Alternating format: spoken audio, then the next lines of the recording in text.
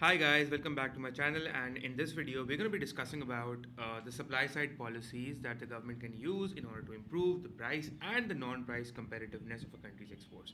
Now before I go on to what are price and non-price competitiveness, just let me tell you that this topic is for you can use these points when you're answering a question, a past paper question, or discuss question on how to reduce a current account deficit.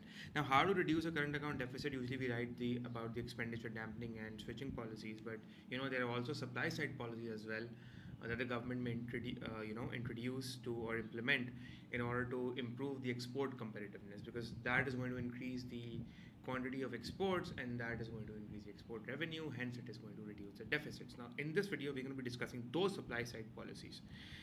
It's a important topic, it's a good topic and interesting one as well, and then we'll also see the evaluations. Now before we jump on, let's see what are supply side policies. So supply side policies are basically, guys, those policies that the government implements, that the aim of those policies is basically to increase the short run and the long run aggregate supply, and which will obviously cause the increase in short run aggregate supply will cause actual growth, and the long run increase in aggregate supply will cause potential growth. And the effect is that the output or the GDP, the real GDP increases, and that reduces the price level, which makes your domestic goods more competitive, and hence including the okay, I don't know what I've written. Reducing the price level, making domestic goods more competitive. I should have written more competitive, making domestic goods more competitive. Okay, so just a little correction over here.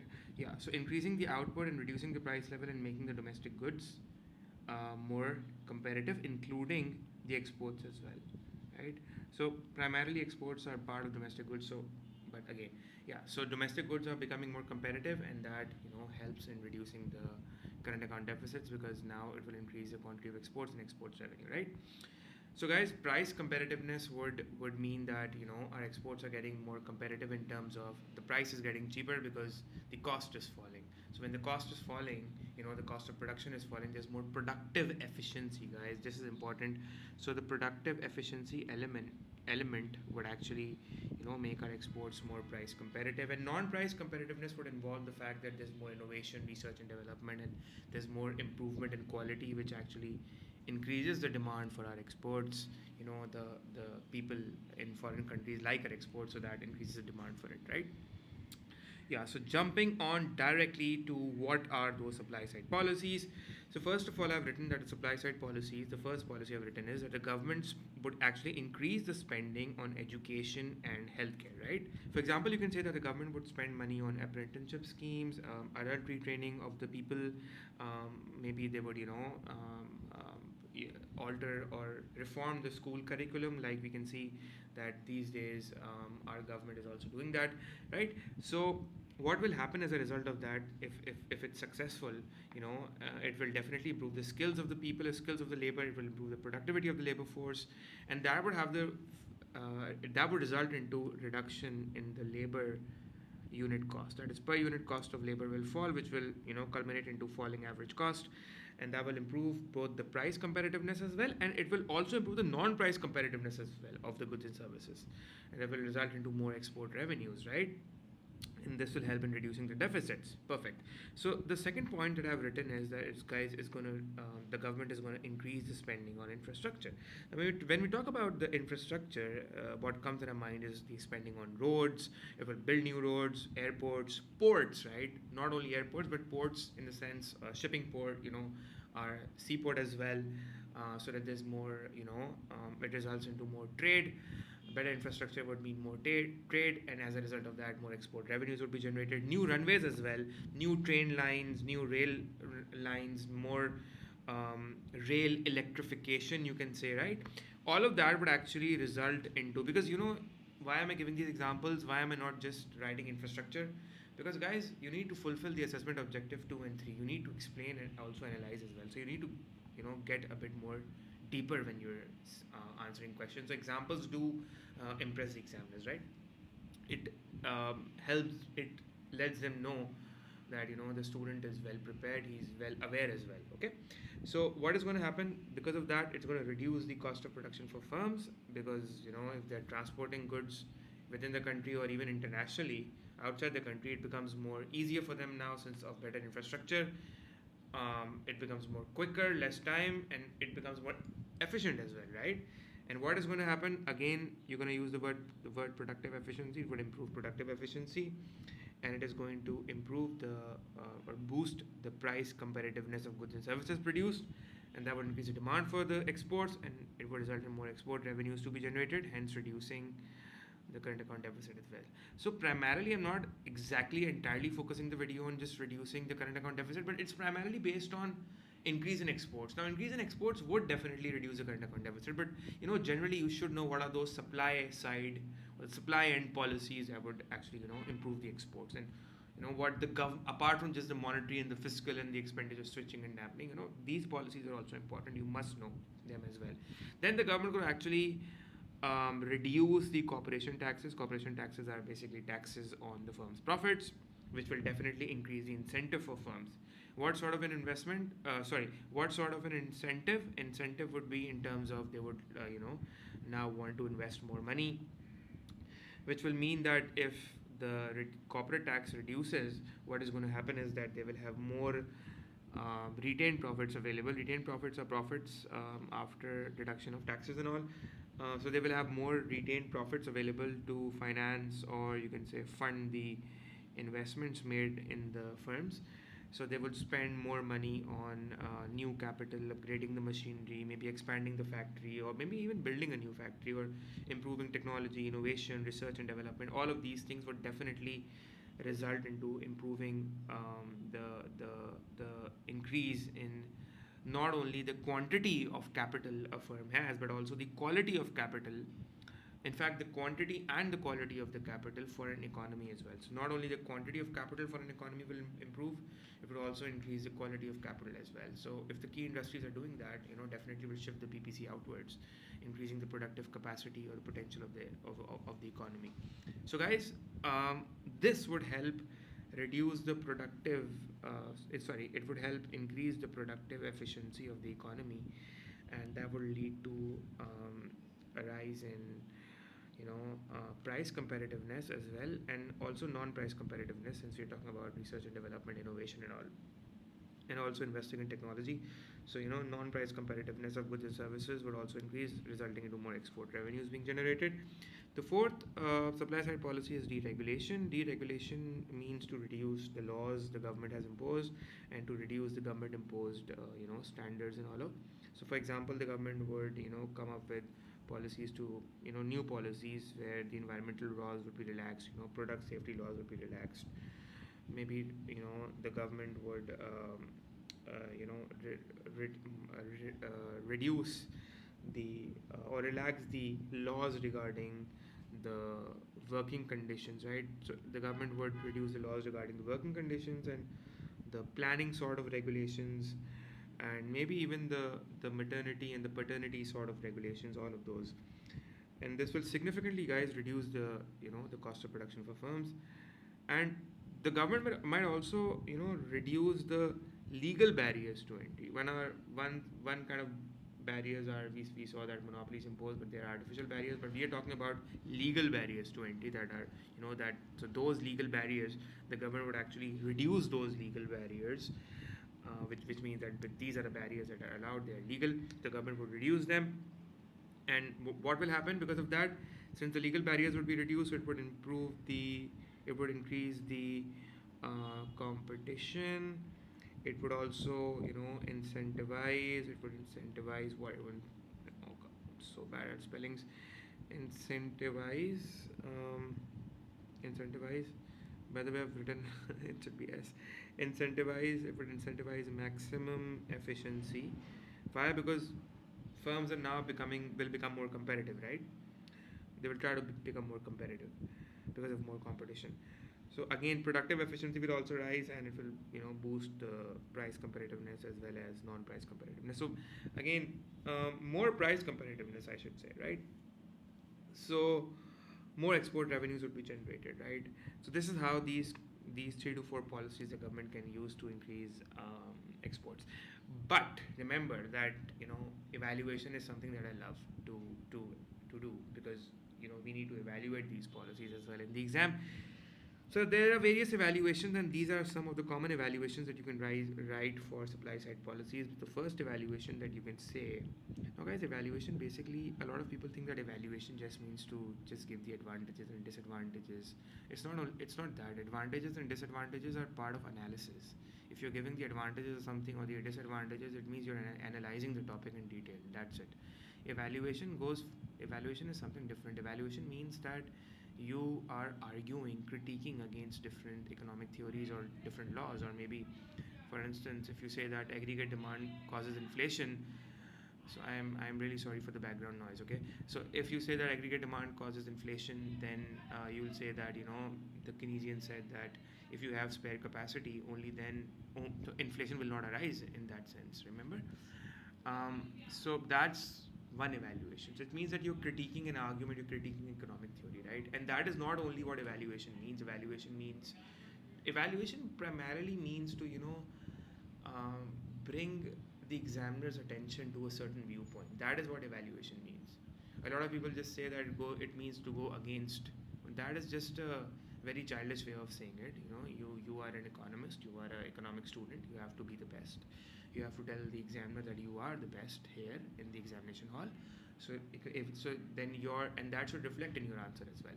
So evaluation primarily means to bring the examiner's attention to a certain viewpoint or a certain narrative that you think is what is right. So for example, over here, when we say that supply side policies would actually reduce the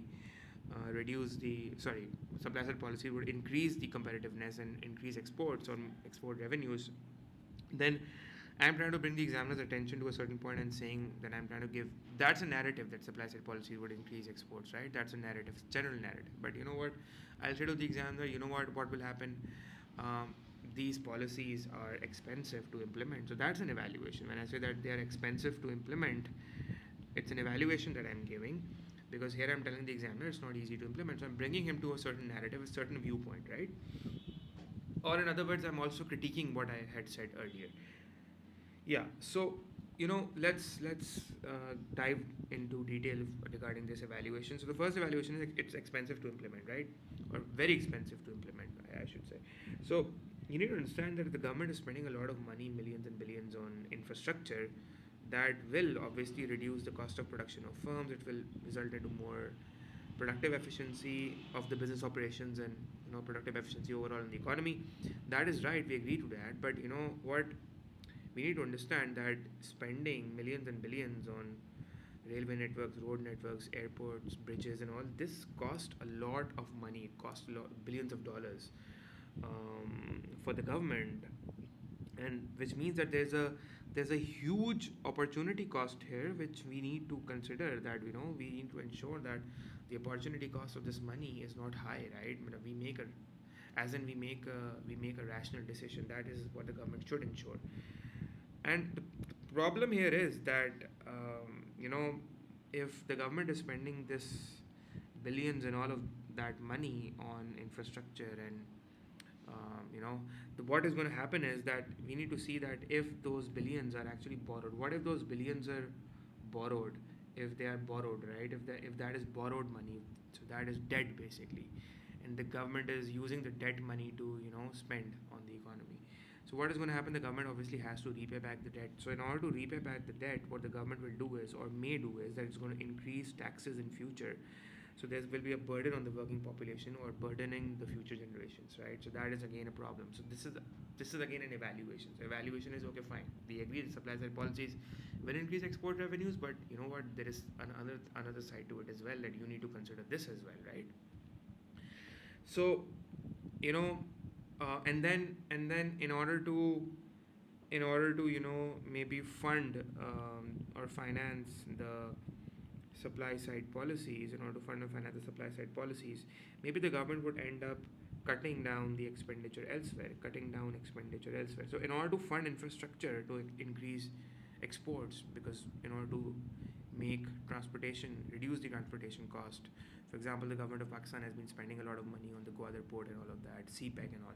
So in order to reduce the transportation cost, or spend money on infrastructure, there might be cuts made elsewhere. cutting down expenditure elsewhere. So what if the government spends money? Sorry, what if the government cuts down expenditure on, let's say, defense or policing, defense or policing, or let's say health, especially healthcare, or maybe education. Now, healthcare and education are essential public services, and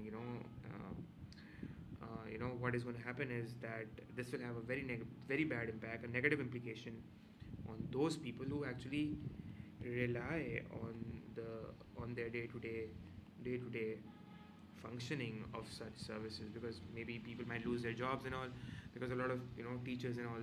So primarily and especially it might hit the poor, because education and healthcare is very much essential for the welfare of the economy as well, desirability of the economy as well. They are merit goods that generate external benefits. So reducing the expenditure would result into social implications in terms of social efficiency that cannot be ignored as well. Another evaluation, guys, that you can make is, I'll use a different color now because I'm bored of that color.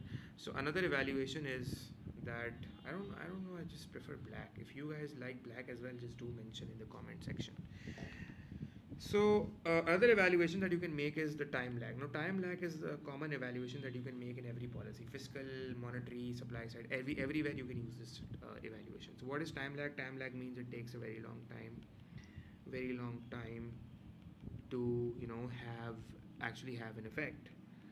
So it will take long time for supply side policies to have an effect on the productivity of the economy, or the productivity of the businesses, and also the efficiency of the businesses and the economy as well.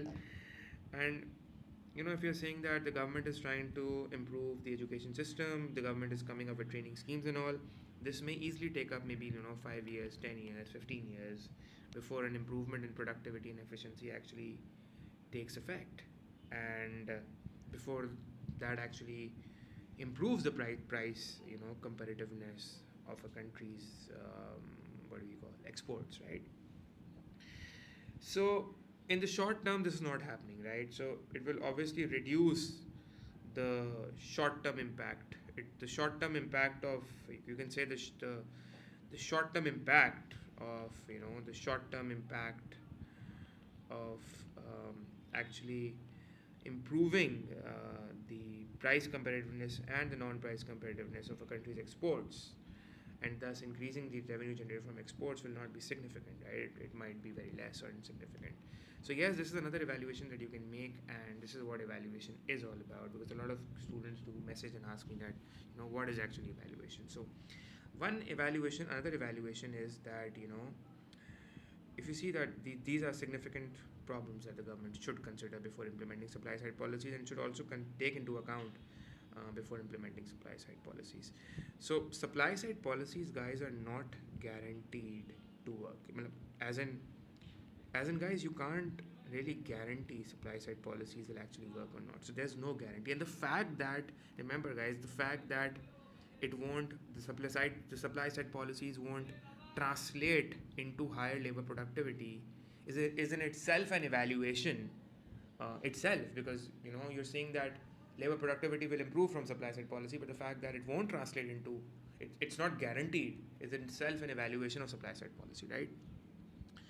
At the same time, there's one more very strong point, guys, that you can make is, for example, if the government is giving subsidies to actually reduce the cost of production, to reduce the marginal cost of firms, which will increase the supply of firms, and so increase output, and subsidies would give a temporary artificial cost advantage to the export sector, and would make your exports price competitive.